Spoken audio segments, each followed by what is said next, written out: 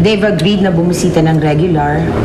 Sana naman, tita, ma-convince yung pumayag na makuna na siya. Sayang naman yung mga drama na nandito siya, tapos kasama niya si Nino, di ba? Oo, naku, I agree. Hayaan mo, karirin namin yan ni Gwyneth, ha? Yan si Dave. I can already see kasi yung kwento natin sa mga susunod na araw. Reconciliation!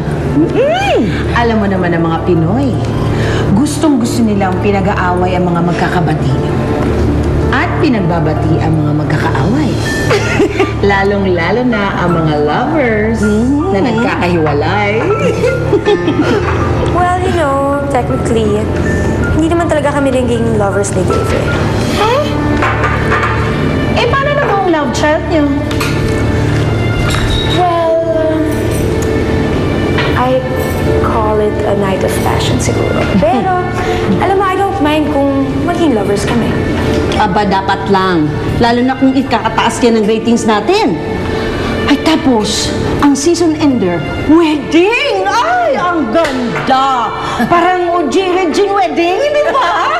Ogi, ma. Ogi. Ogi Regine! Panalo yan, tita. Hello? Ha? Ganda. Saang ospital? Sino yan? Ano nangyari? Si Dave tumawag. Si Nino na aksidente. Ha? Jay, halika na. Bilis. Ay, Dito! Ay, sandali! Yung bag ko! Sandali! Galos at konting sugat lang naman to. Wala kayong dapat alalahanin. I don't think na-spray ng mga paa niya. Though pina-spray na namin, most likely, nabugbog lang kaya masakit at hindi niya maigalaw agad. Konting pahinga lang. Maraming salamat, Doc. Ano, okay ka na ba, anak?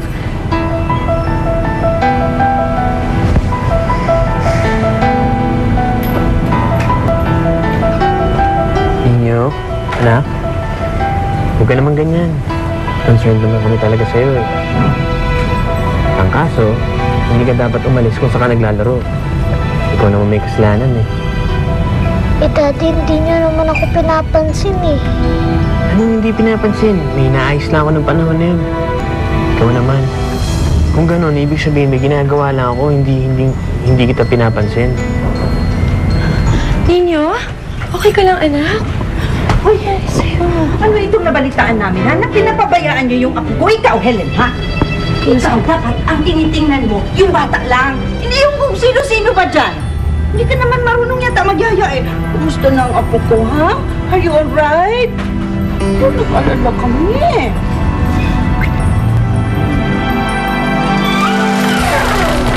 Parang may nakita akong sasakyan dyan sa baba kanina. May pumunta ba rito at kausap ka? Si Bianca po. Si Bianca?